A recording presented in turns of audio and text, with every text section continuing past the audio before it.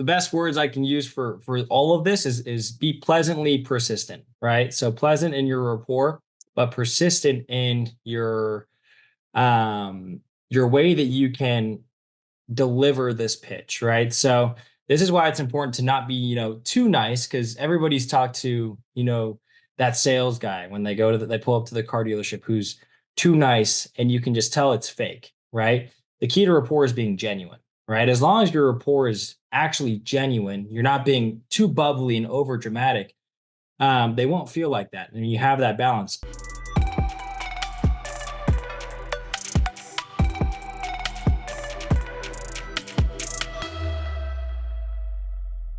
All right, welcome everybody out to the D2D Podcast. We got the Golden Door Deep Dive with Oren Nell from Las Vegas, Nevada, brought to us via the Zoom machine. Dude, how are you doing? I'm good, man. How are you? Dude, so good. This is your first podcast, man. Yeah. So we're watched a lot of them now, so we have an idea how they go. We've watched a lot of them. Well, we're in for a treat. So, dude, I want to just dive head first. You are a top 1% sales rep for Pest Control. Remind me what company you're with. Yeah, EcoShield. EcoShield. So you're one of EcoShield's top guys, one of the top guys in the industry. Let's just dive headfirst into your story. I just want to hear how you got in the industry, how you got into Pest. So it's funny. I kind of recruited myself, but I was just dropped out of college. I did one semester. I was working at a juice bar at a gym making smoothies, and I had a buddy named Oren, and he recruited my brother and my other best friend. And I found out through them telling me like a few weeks later that they're gonna be like, hey, we're gonna be gone for the summer. We're gonna do this sales job. And in my head, I was just like, dang, I don't want to be, at home alone. So then I ended up DMing the guy. I was like, hey, is there still some spot available? And then he was like, yeah. Went out, told my other best friend. And then fast forward, a few more months later, we ended up in Houston, Texas. I did my first year. And that was at a different company, though. That was at Hawks initially. And then ended up moving over here after. Nice. How long ago was that? This is year 6. Okay. So you've been in the game for a minute now. A little bit now, yeah. A little bit. It feels like a lifetime. It feels like a lifetime for sure. And how old are you, man? 23. You're a young gun. So, well, dude, walk me through your progression a little bit. Did you start off hot? Was it a little bit slower of a start? Or what's funny is, so before my rookie year, leading up to it, I didn't take it serious at all, right? I was just like in my head, and I'm just going out, for summer, get away from Vegas. So I didn't study at all. I didn't even know my intro. I didn't know anything about the pitch, what I was even really doing. So I get out to Houston, and I don't sell for 2 weeks straight. Like my brother's selling, all my friends are selling. I'm the only one. So I go 2 weeks full on just bageling, no sales. I'm about to quit. Dad's about to buy my plane ticket home. He's all upset with me. He's like, what the hell did you get yourself into? And then that night, literally, like, I was like, you know what, this is it. Bags are packed. Talked to my manager at the time, and I was just like, yo, I'm done. Like, this isn't for me. And he was like, have you actually, really applied yourself to it? And then I was like, no, not really. And then that was kind of where I had the realization in my life. That's where most of my growth really started. And this is from that conversation, just like, damn, I got to figure this out on my own. Took a sick day the next day, studied everything. And then that following day, I popped off like 6 sales, 4 sales. I finished that summer with it was like 210 sales. It's like 105 grand in revenue. So slow start, but then once I started actually putting in the work, then it started snowballing and kind of taking effect. Came to EcoShield. Dad was pretty happy with that. Kind of. I mean, I didn't make that much money, to be honest with you. I made like 18 grand my first year. So I got home, and my dad was still kind of in that place where he immigrated to America from South Africa, built up a multi-million-dollar pool company, very successful, but from, blue collar work, real work, essentially, the way he'd put it. So this was like not something he was used to. So I come home, I made like 18 grand. he was still kind of telling me like, yo, this isn't a real job. Like, come work for me. But I was like, I saw people who did it, I was like, I can do this too. So that following year came to EcoShield, ended up selling $333,000 in revenue. So 3x my revenue from Hawks. The following year sold 475K, then 620, then 720. Dang, man. So yeah, basically all it took was just that, that initial moment. I love that, you took a sick day. You're like, you know what? I'm actually going to just like study everything because I haven't actually looked at it.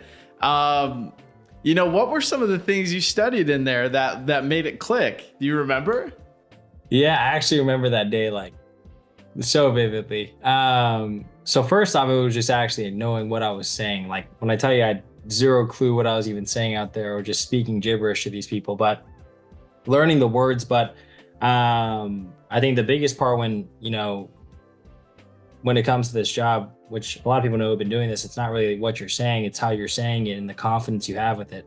And, you can know the words, but if you're not confident with how you say it, it won't get you far. And that was one of the things my manager said to me when we had that talk. He's like, dude, just get confident with how you say it. Like know it well enough. You don't got to be a master at it, but just be able to say it confidently. And so that was kind of going through my head. So that day I was just reading over the pitch constantly. And I would blast music in my apartment and I'd say it out loud because I was like, if I can get it over the music and say it perfectly smooth, then I should be able to say it to somebody on the doors confidently. And that was my thought process, and just did that literally probably 8 hours straight throughout that day. Next day went out there. I remember I sold my second door and I was like, holy cow, it actually works. And back then it works. We're using papers to sign these people up. And I remember I'm writing this guy's credit card number down on a piece of paper, just shaking because I'm like, holy cow, this actually happened. But I was just confident, and then I didn't really know anything still, but it was the belief that I could do it now, seeing it actually kind of play out if you actually put in the work, and it just kind of took over from there. Well, it's kind of like we've all heard that like what you do off the doors translates into your success on the doors kind of thing. So it's like, finally like buckling down, being like, all right, let's get this pitch down. Let's get this tonality down. Let's like, be confident in saying this.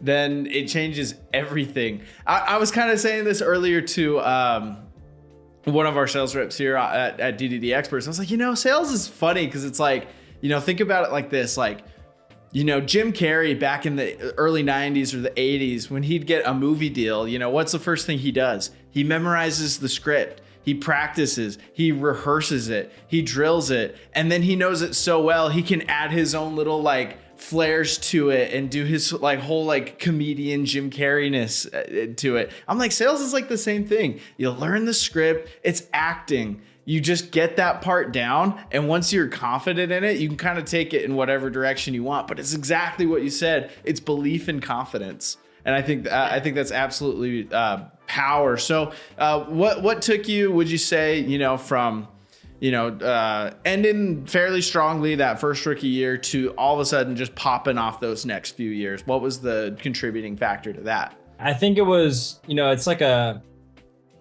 process you have to follow, right? Like the first step you get is, the belief and confidence, right? That I went over. And then the next step I think is, the vision of it. So going from my end of my rookie year, I remember being this is another thing that, that rookie year is like pivotal for everything, because I remember my brother, he's my business partner now, and we're sitting in the back of the room. Like this is our award ceremony. We are the last table in the back of the room. And I remember seeing like all these top guys going up there, getting their awards, seeing the money they had and all this stuff. And I was just like, dang, man, like nobody knows our name in here. Nobody, like we were the last table. Nobody looked at us. We were just little ants in the room. And I was like, if these guys can do it, then, we can, and just kind of having that belief that in that vision that, if you follow this blueprint, this path, this job, you do it the right way, you can end up there too. And so going into that next year, we came to EcoShield, bought into, the leadership here and just kind of leaned on everybody, the guys who have done it. And I think the biggest thing is just being coachable. Like put your ego aside, like realize you're going into something that, you don't have to reinvent the wheel on. All you have to do is replicate what people above you have done. Lucky enough, I had guys above me who were, much better than I was and did everything that I already wanted to do. And so essentially just taking, their habits, their routines, mimicking their work ethic. But it's a compounding effect. So I think you have to see the vision of that, and then you have to follow the process of that to get obsessed. I think people see or use the word obsession lightly, and obsession truly comes from, working at something consistently. And it comes from, having the belief, the confidence, you see the vision, and then you work at the vision, then you become obsessed. And I think if you hit all those marks and you truly are obsessed with seeing the results, then it's cake work from there. You just got to stay consistent with it. It's game over. Boom. That's awesome. So I want to dive into a lot about off season right now. Currently, as of filming this, it's early January. We just hit the new year. We have a handful of months. This is kind of like the do or die moments of the preseason before the summer. What tips and tricks do you have to have an effective preseason to prepare for a big summer? I would say, I can only speak for my industry and pest control. And, when it comes to there's two sides of it, right? There's the leadership aspect that, where you're managing and working on your team. And then there's also the sales side of it, where you're focusing on your personal sales. My advice from what I've done, I run a pretty large team. We've got right under 300 guys right now. You got to make time for you guys that are managing, you got to make time to also focus on your sales. So what I did is, one, have the humility to realize you're not that good, right? Like, realize you always have room for improvement. So before I hit my first top 10 year, I would hit up legit every single guy who hit top 10 in the past in my company and pick out, I'd hop on a call with them, write down what their routines were, their habits. We have videos of, the top guys' pitches. So I'd write out their entire pitch, pick their brains on everything, like being an absolute sponge to it. Because everybody pitches different. Everybody works different in this job. But what people look over is you can take little things from everybody and it applies to you. You relate to everybody in some sort of way.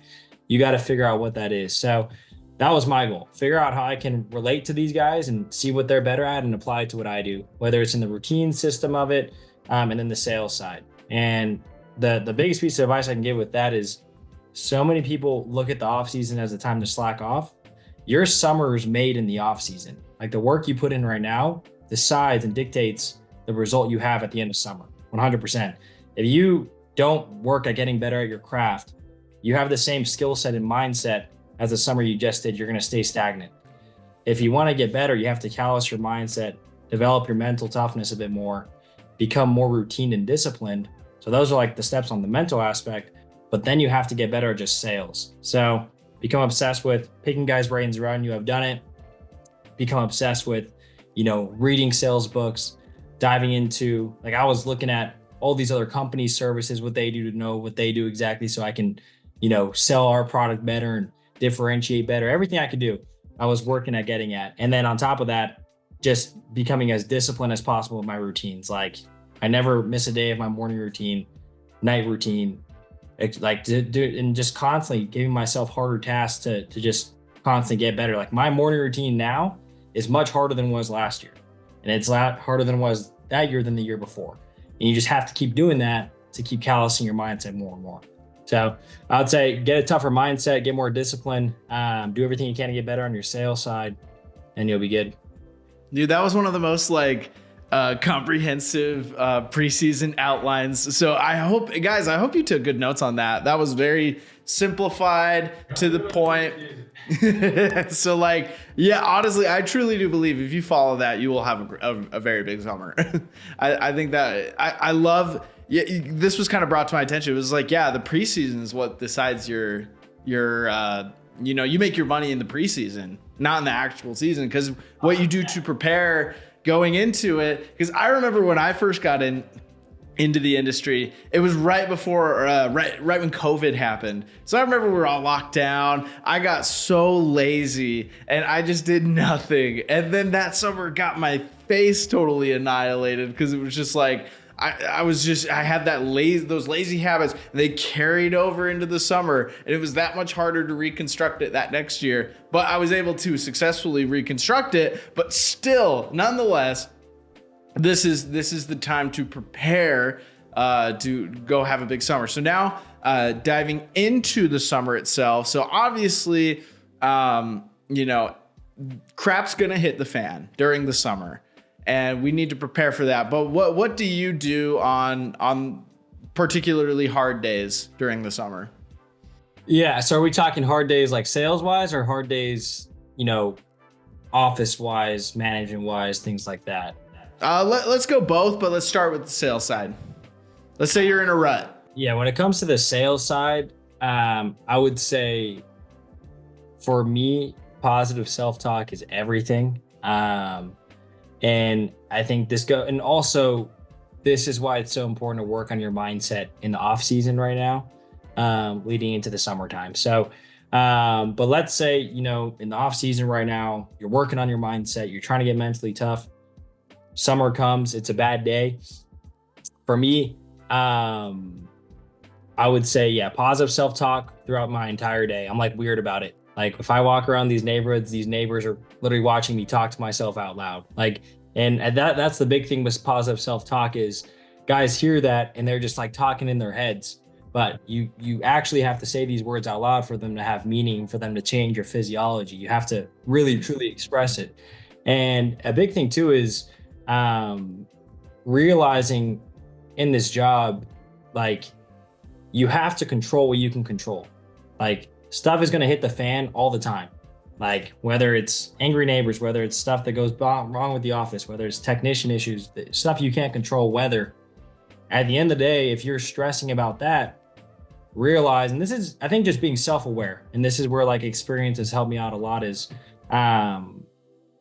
this job is all energy based. So if you're stressing all this negative energy on things you can't control, all that does is affect things that you can control. And that's when you have a bad day. So realizing that there should never be a bad day. It's okay to have a bad moment, but you can control those bad moments as long as you're self-aware. And you fix those with positive self-talk, getting your energy right, things like that. So that way you don't have a bad day. Because all these things are fixable as long as you control what you control and don't stress about the other stuff you can't control. I think thinking like that helps me ultimately. Absolutely. I kind of love that with the, kind of instead of like trying to just like actively think, you're actually just saying it out loud. I'm telling you, you got to. It's a little weird at first, but then you start doing it and you see it actually works. And then you're like, all right, well, I just got to keep it rolling. Love it, man. So now kind of talk to me about like your sales style a little bit. How would you describe your sales style? Yeah, I would say I'm not serious at all. Like my whole sales based on like mainly rapport than pitch. Like I build a ton of rapport with these people, super goofy, cracking jokes left and right. Because I'm myself, I'm not a super serious guy. I like to make people laugh and stuff like that. But I think that's when people buy the most too, is when they're actually enjoying the conversation. So I would say I'm definitely more rapport than actually pitching, trying to make it as enjoyable as possible, less of a sale, more of a conversation. And typically from my experience, you have much better retention and things like that because the relationship is built and that's what people buy, I think, over a service that isn't that. Totally. So I want to dive into that a little bit because some people have a hard time, drawing the line between rapport and then just kind of like overdoing that a little bit where it's like they can't really like close the deal because like, the sale's off track at that point. So it's all about balance for sure. I've messed up a lot of the time, and I've had guys who, you build too much rapport, and then let's say you're talking to some grandma and she's super sweet lady, and you're building rapport on her grandkids. Next thing you know, she's talking about her grandkids for an hour. You're like, crap, how do I get this back into the sale? You can't. You lost it, right? So this is being self-aware. So I usually do 3 minutes at a time. right? Like 3 minutes max, 3 minutes or less. So 3 minutes on a topic about something. Once I realize, okay, we've been talking about this for a little bit, bring it back into the sale. And as long as you're not going past those 3 minutes and you're feeling the customer, like everybody can read somebody, right? Doesn't matter how long you've been doing this job. Every human can read another human, how they're feeling.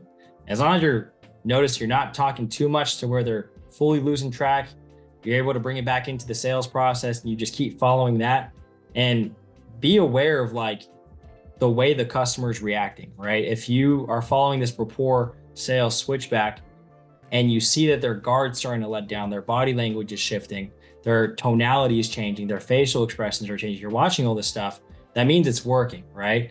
And that means you just got to keep following the process until their buying temperature's high, and then you got them. And then from there, the sale's typically easy just because they trust you so much. It's all about the balance of back and forth. So 3 minutes is usually the sweet spot. I like that, the 3 minute rule. And then, sometimes too, when you're like laughing and joking and building rapport, another thing that people struggle with that is, then they don't take the sale or the close quite as seriously, because it's like, oh, I like you as a person, but the second you bring up money, like, get out of here. So how do you bring seriousness into the close? The best words I can use for all of this is be pleasantly persistent, right? So pleasant in your rapport, but persistent in your way that you can deliver this pitch, right? So this is why it's important to not be, too nice, because everybody's talked to, that sales guy when they they pull up to the car dealership who's too nice, and you can just tell it's fake, right? The key to rapport is being genuine, right? As long as your rapport is actually genuine, you're not being too bubbly and over dramatic, they won't feel like that. And you have that balance, but you're pleasant with your rapport and you're persistent with your pitch to where you're confident with what you're saying when it comes to with me, for example, for the bugs, right? You're serious when it comes to certain things that are actually important when it comes to this pitch, right? So it's the balance of being serious when it comes to certain parts that are actually important to the customer to focus on in the sales cycle, but then being genuine and happy when it comes to building rapport. And typically, if you follow that process, they'll have enough respect for you, not necessarily just because the rapport you're building, but for the knowledge that you have and the credibility you built on your service that you know. So that's why it's important for people to just actually know everything they can about their service, everything about the product that they're selling.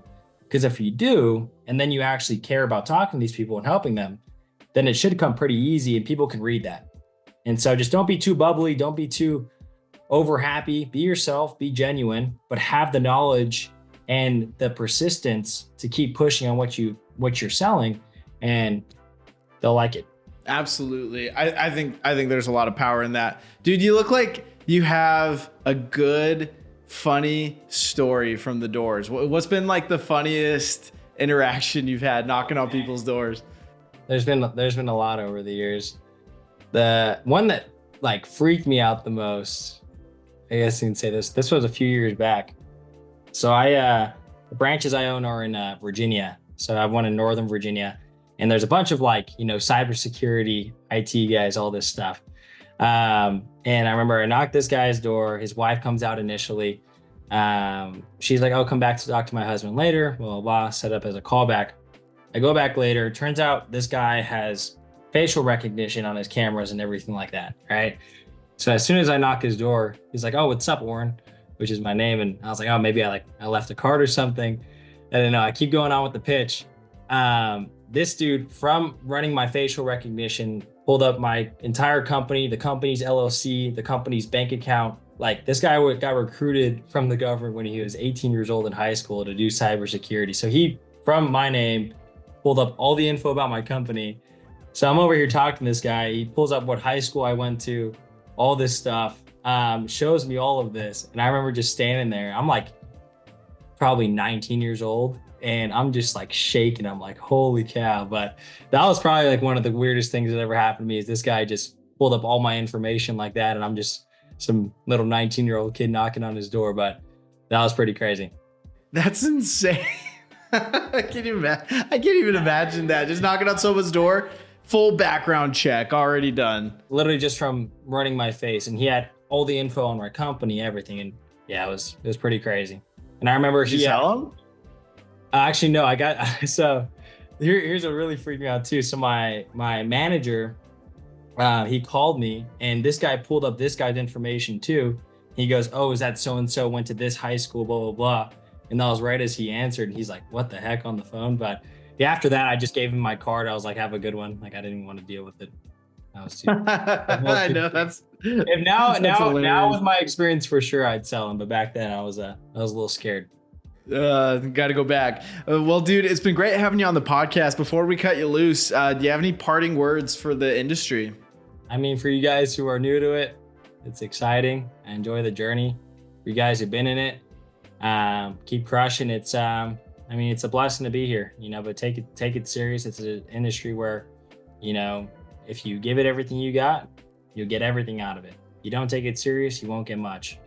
And I think that's what separates a lot of people in this industry. And, you know, why we'll get some dogs and some people who don't. I love it. Well, guys, this has been the Golden Door Deep Dive segment of the D2D Podcast. Keep tuning in weekly for more tips and tricks on how you can become a Golden Door winner yourself. Thanks for tuning in.